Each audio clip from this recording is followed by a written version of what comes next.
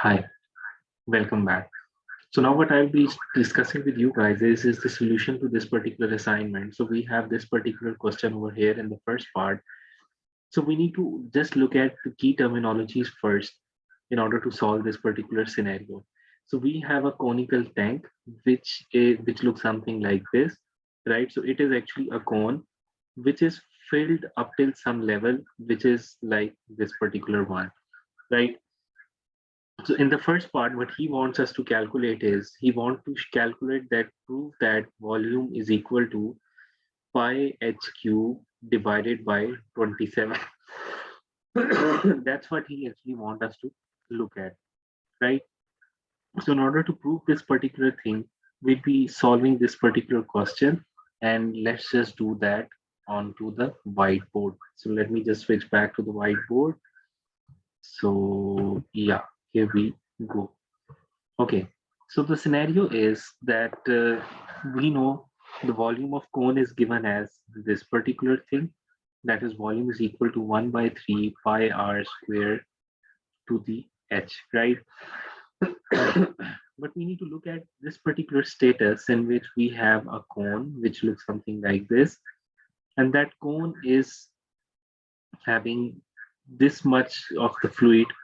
This cone is filled with this much of the fluid, right? So if we look at this particular diagram closely, so what we'll get is we'll get a shape.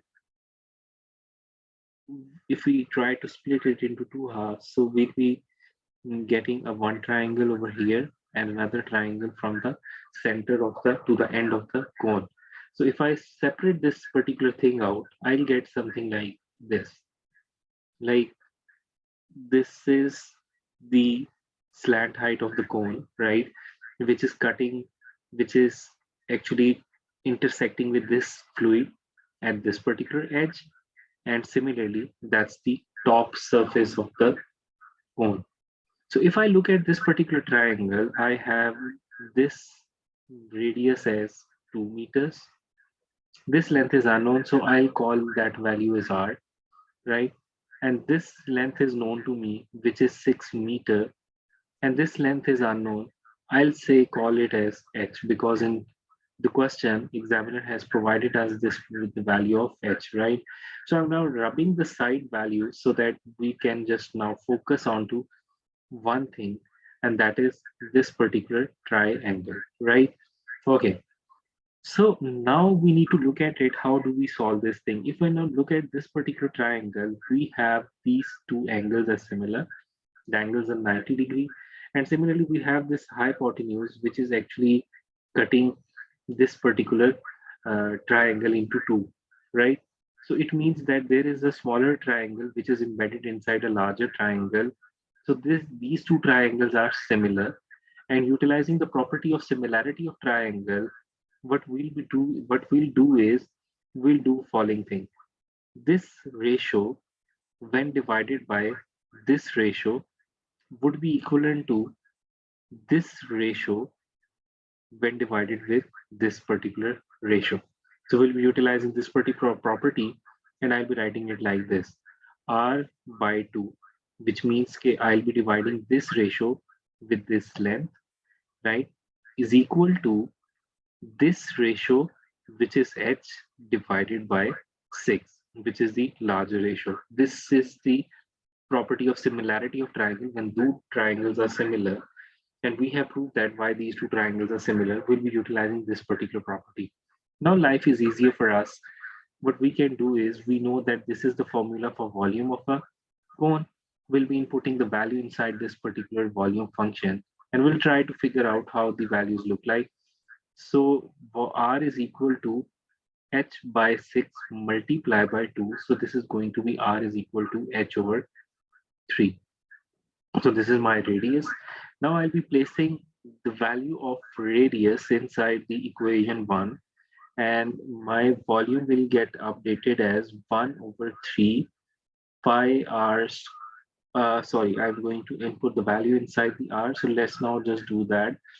And r value is h squared by 9 multiplied with h. So this volume equation will get updated as pi h cube by 27, and that's my volume equation, right?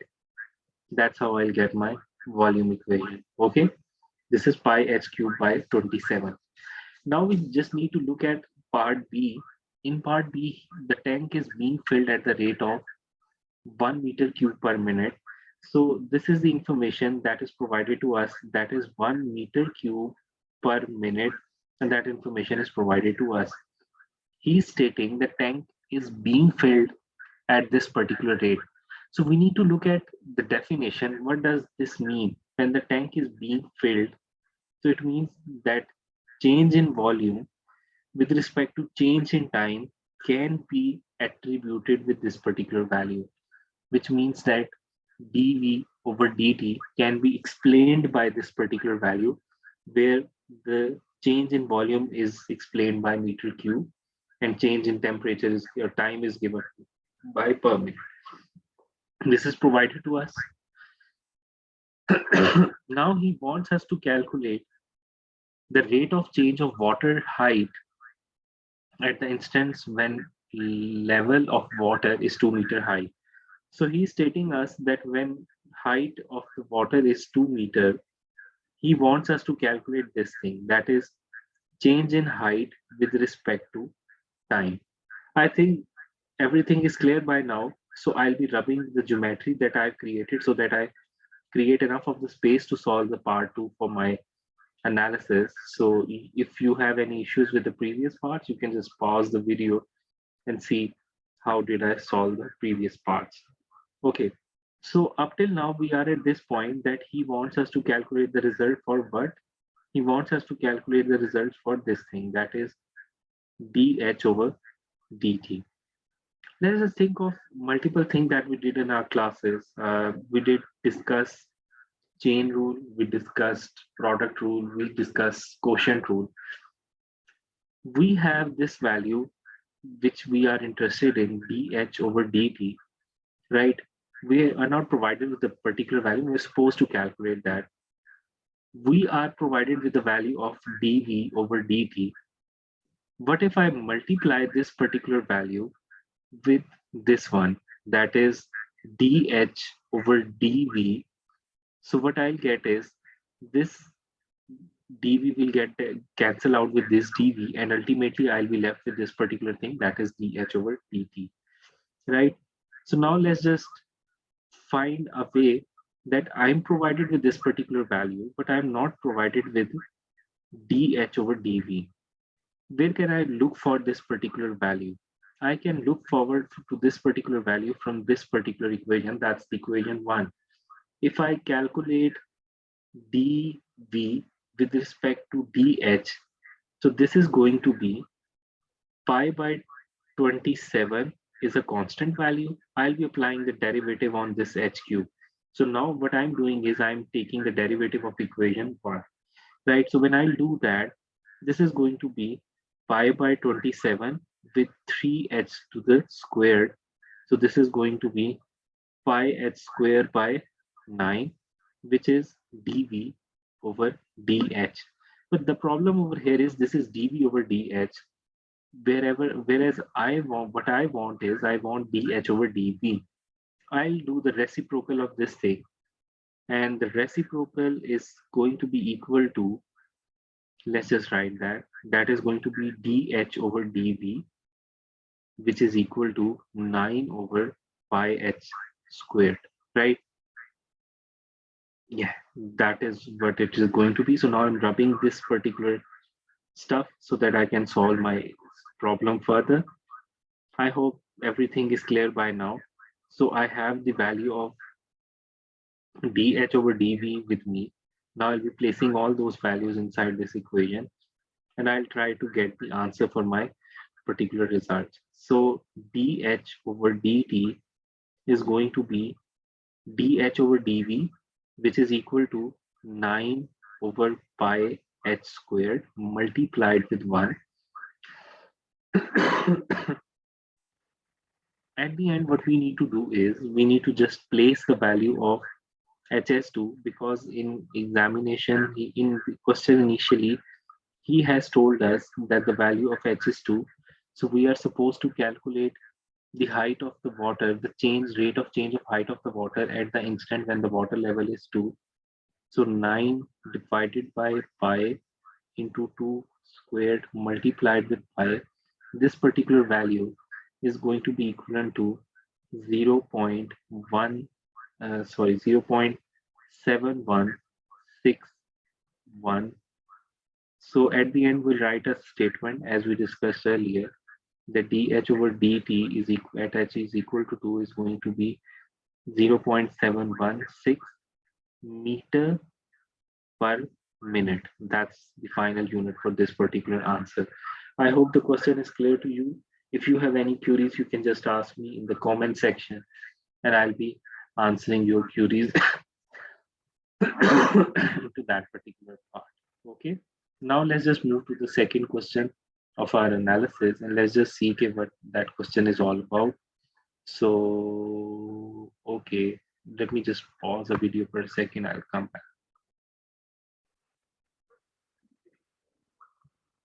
Okay, now let's just move to the second question of our assignment, in which what he wants us to solve is he wants us to calculate. The question is given. You can just pause the video and see what it looks like. He wants us to calculate the total area of the top of the candy box in a centimeter square. So we are supposed to find the area in terms of x and y, and we are supposed to give our answer in this particular format, which is over here. So yeah, this is what is required. So we need to find our answer in this particular format. And in the second part, we need to show the whatever our answer is, it looks something like this. And then we need to take the derivative of this area with respect to x. In the next part, let me remind you one thing, that suppose in examination, you've not been able to find the answer for this particular thing, right? Do not leave the whole question, because if you look at the below questions, these are pretty easier, right? You can easily take the derivative of this thing because you learned that in the initial classes. You just need to take the derivative of the say function. Just in exam, I'm again reminding you, in exam, if you've not been able to solve this particular part, do not lose hope. Just go for this attempt. At least you know the answer for this thing. And then you can solve this as well, because that is something which is related to the first derivative test. That's a maximum minimum problem. Okay. So now let's just see how do we solve this particular problem. And I'll be discussing that you within a while. So let me share the whiteboard with you people. Okay, so now let's just come back. And he wants us to calculate the area. So now let's just look at the geometry, how it actually looks. So we have this larger triangle, and inside that triangle, we have a rectangle which is placed. And the edge of this rectangle is actually splitting this particular triangle into further two triangles, one on this side and other on this particular side. So that's actually the geometry, shape of the geometry. Now let's just start labeling all the points. So this is point, oh, sorry. What I have done is something, oh, thank God I am able to recover this thing. Okay, so this is point A, this is point B, and then again, this is point C, D, and we have E at this particular location, and F as well. So this length is 12, this length is 9, this length is Y, and this particular length is X, right? This length is X, that's what I'm talking. Okay, so now if I look at these two triangles, this one and this particular triangles, the one I've labeled with two dashes, these two triangles are pretty similar. How they're similar?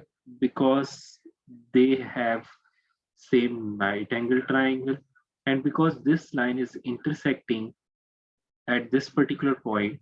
So what it do is, this angle is similar to this one, and similarly this angle is similar to this one as well. So these two triangles are similar, and we can utilize the property of similarity of triangles. We'll be utilizing that in a further way, but let's just look at how do we calculate the area of these two triangles. So area is going to be this shape which is the rectangle. So it means that BD multiply with FB, right? Length into width. That's how we calculate the area of a rectangle, this one. And then what we'll be looking at is this triangle. So this is half into base, which is DC, multiplied by height, which is DE, right? And the final one, which is this one, again, that's the rectangle or triangle. So this is half into base, which is, oh, sorry. Let me just write the dimension so that you have an idea in the first step how it actually works. EF multiply with height, which is AF. So yeah, that's how we go about it. So finally, we'll be writing the values instead of these particular things. So 12 into 9 plus half into DC. What is the value of DC? This is Y, and 9 is the height, which is DE, plus half into EF. What is the EF length equivalent to? This is 12. And then we have AF, and that value is equal to X. So if I solve this out, this is going to be equivalent to 9 by 2y plus 6x plus 108, right? That's how I'll get the final equation for my analysis, okay? In the part B, he wants us to show that area is equal to 4986 divided by x plus 6x plus 108. So the problem is because he's ultimately interested in this thing, which is dA over dx. Wherever we look at this particular equation, this equation is in two forms. So we have on this particular side two variables or two unknowns, that is x and y. It means two independent variable onto the right hand side of the equation and only one variable dependent, which is on the. So this is going to be problematic. We can't different. We haven't learned any method so far to differentiate this particular equation. So we need to somehow convert this y value into x. So now we need to look at the geometry again of this particular figure. So if you look at this particular figure, what we have over here is we have, let me just rub these dimensions so that we can actually go back at these things again. Okay, so this, let me quickly just write these down, the values, so that we can actually look at them again. Okay, so this was the complete situation in which what we have is we have this triangle in which there was a rectangle placed in between. So these two triangles are similar. How I explained that earlier, because this is the right angle triangle, this is right angle, and similarly there is a line which is this hypotenuse is actually splitting these two triangles. So it means this particular angle will be similar to this one, and this angle would be similar to this one as well. So now utilizing the property of similarity of triangles, we know that this length, which is over here, the x length, when it is divided by this length, which is 9, so I'll do that, x over 9 would be equivalent to this length when divided by this length, which means 12 over y. So ultimately, I'll get the equation for y, which is y is equal to 108 when 12 multiplied by 9 by x. So this is going to be my y value. I'll be placing that y value into the equation 1 to get this particular thing. And I'll ultimately get that because when I'll place y value over here, which is 108 over x, so what I'll get is I definitely get 486 over x plus 6x plus 108. So I'm not going to solve this thing. You need to just substitute this value of y into equation 1 to get this particular result. I hope this is clear. If not, you can just pause the video and just reverse back and see what I explained earlier. Okay, so now let's just move to the next part. Okay, so up till now, we move to this particular point that area is equal to 486 over x plus 6x plus 108 That's what we discussed so far. And we are supposed to calculate dA by dx, right? Now let's just discuss that how do we solve this thing. I told you earlier in the classes that you need to convert this into 486x to the power minus 1 plus 6x plus 108 if you want to take derivative of this thing. And this is x to the power of n. And we studied this formula that dy over dx is equal to n into x to the power of n minus 1. So let's just apply this rule onto this thing and calculate the result. 486 into minus 1 x to the power of minus 2 plus 6. I'm doing this in a quick way because I am assuming that you must have grip onto this thing. So negative 486 over x square plus 6. If you feel like not understanding this thing, just let me know in the comment section below. I'll make a video on that as well. Okay, so this is equal to this particular thing, and that's how I'll get the result for this particular one. So that's first derivative, and that's what he wants me to calculate into the B part. So in the C part, Mark wants to find the value of x that minimize the area of the top of the box. So we know that whenever we are provided with such problem, what you are supposed to do is you are supposed to put dA by dx as 0 and calculate the x value. That x value would be the minimum or the maximum, whatever is desired in the situation. So if we talk about this particular situation, he wants us to calculate the value of x that minimizes the area of the top of the box. So let's just do that. I'll be putting this equation as 0, this one, right? So this will ultimately be equal to negative 486 over x square is equal to negative 6. I just missed one step, that this thing is equal to 0, and ultimately I'll be shifting 6 onto this side, which is equal to this one, and that's what I get in the final answer. So I just don't want to rub anything. That's why I didn't do that in another step. So this is going to be x square is equal to 486 over 6. You can just pause the video and see if you didn't understand this thing, right? What I did is I just shifted this one over here and negative 6 over here. This turned into positive, and then the x value is going to be x is equal to 9. So x is equal to 9 is actually that length, x length, that does what is, it actually minimizes the area of the top of the box. So whenever you're going to take the length x is equal to 9, it is going to ultimately minimize the surface area of the box. Okay, one more thing that I wanted to clarify over here is that obviously in exam, if you come across such a question, so you will be obviously placing that value to get the results, but you can find the minimum or maximum from the graph by looking at the graph itself, right? So let's just do that and see how we can do this particular thing. Okay. So let me just share the screen and let you know how can you look at the GDCs to find the minimum or the maximum problems. So this is what our GDC is. I already have inserted the equation inside it. So what I'm doing, I'll go into the graph and I'll place the equation of area, right? This is that area which was given to us in the question. I just placed that equation of area in this GDC and just I'll be calculating this one. I'll go into F5, I'll calculate the minimum value.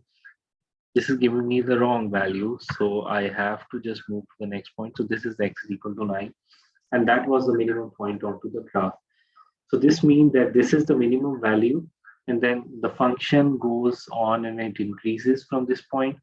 But in exam, he asks you to calculate it from the derivative concept, and you won't be utilizing this particular thing. This is for your conceptual understanding, that you know how the functions and their derivatives are related. See, this is the sign diagram test. This is the point, the critical or the stationary point that you will be getting. And before that, the function was decreasing and then it was increasing. So you can just have a look at this particular thing. Now let's just move to the third question, which is pretty similar, but I'll solve that for you so that you may have a better grip on the understanding of the concepts. That's the last part we'll attempt, and this one, right? For this particular class. I hope the rest of the assignment you can do this. I just shared the video for these questions, while the rest this as well.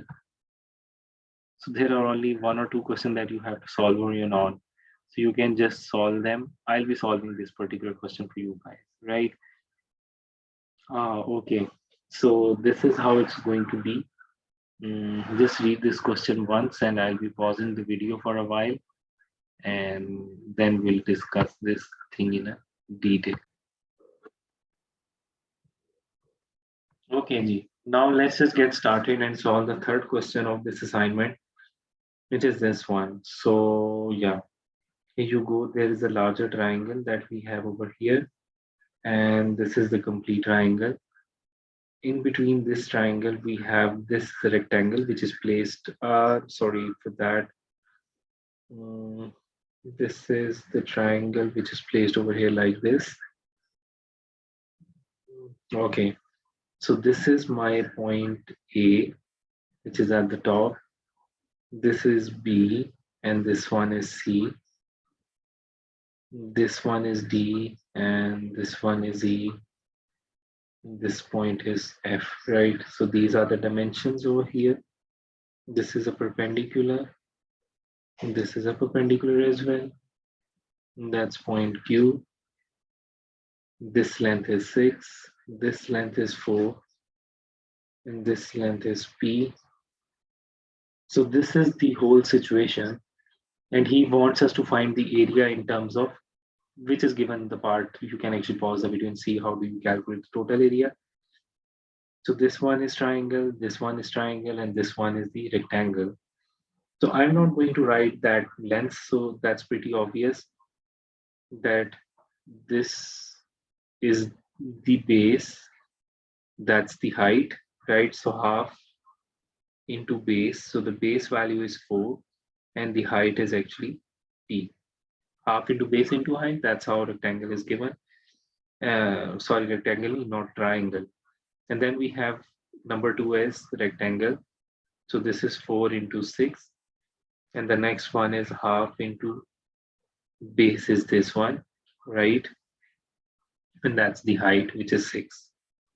So Q into 6. So the area is going to be 2P plus 24 plus 3Q. And that's my area, right? That's how I'll solve the first part. 2P plus 3Q plus 24. Okay, so there is a specific format that examiner wants you to follow. Otherwise, you can't get proper marks. So what you need to do is you need to write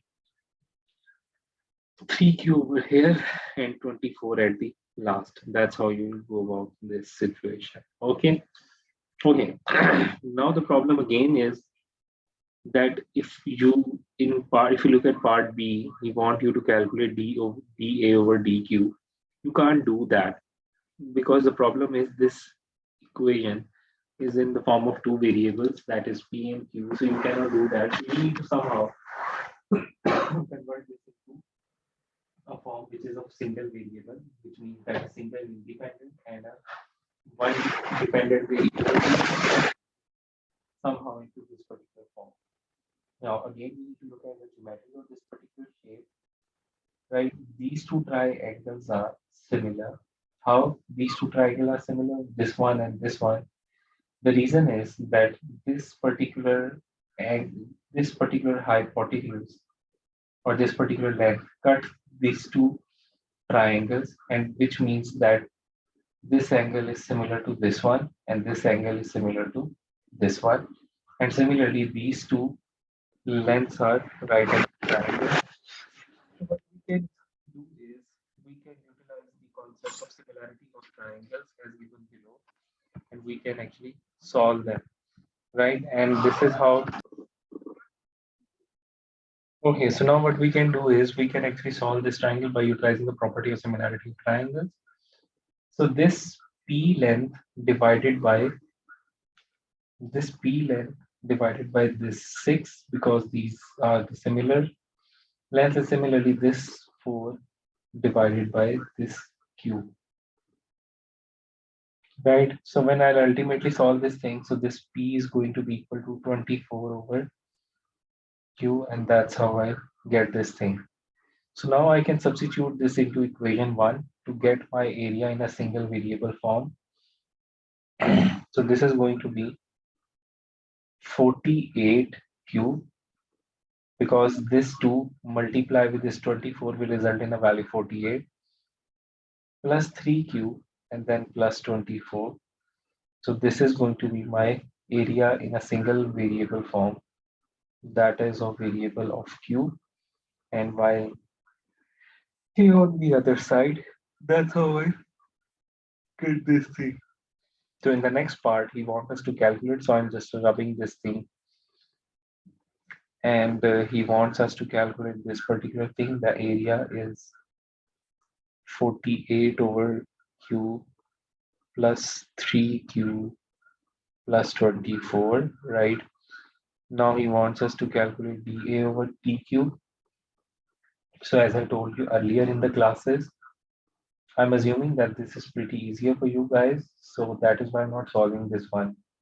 I'm just doing it correctly. I'm not explaining this to you guys. But somehow, if you don't know this thing, you have this form, you apply the derivative like this. The power is multi-shifted over here and subtract 1 from the power. So if we apply the similar rule onto this one, so 48 is a constant, minus 1 multiply with q minus 2. Makes sense? I just utilize this property. Then we have 3 q raised to the power 0, which means 1 into q raised to the power of 0, which is q raised to the power 1. So this is ultimately equal to 3 into 1, whereas 24 is a constant, but that's going to be 0, right? So I did this quickly. And again, this is minus 48 over q square plus 3 is equal to dA over dq. That's how I'll do this thing, right? And in the next part, what he wants us to calculate is he wants us to do this thing, which is the he want us to find the value of q that will minimize the area of the shape, right? So minimize is when we put this thing as 0, and this is going to be negative sign 48 over q square plus 3 is equal to 0. So this is 48 over q square is equal to 3. I'll be shifting this over here. So this will be turned into 3q square, right? And then I'll solve this thing. So q is equal to 4 is the minimum value that would make this shape. So one more thing, then it is going to plus minus 4. You are going to neglect this negative sign because length is never negative, right? So it is always positive. So q is equal to 4 is that length that will minimize the shape or the surface area of this particular shape. I hope this thing is clear. So that's it for your assignment. And if you have any query, you can just let me know. Optimization is important for examinations. First derivative test, you need to have a firm grip onto that topic. And the derivatives is something that you already know. Quadratics is important for exam. Exponential function, we discussed that earlier in our classes as well. And the arithmetic and geometric progression are important as well, and similarly infinite geometric sequences. So yeah, you need to just have a look at these things. That's it for today's class. Thank you very much.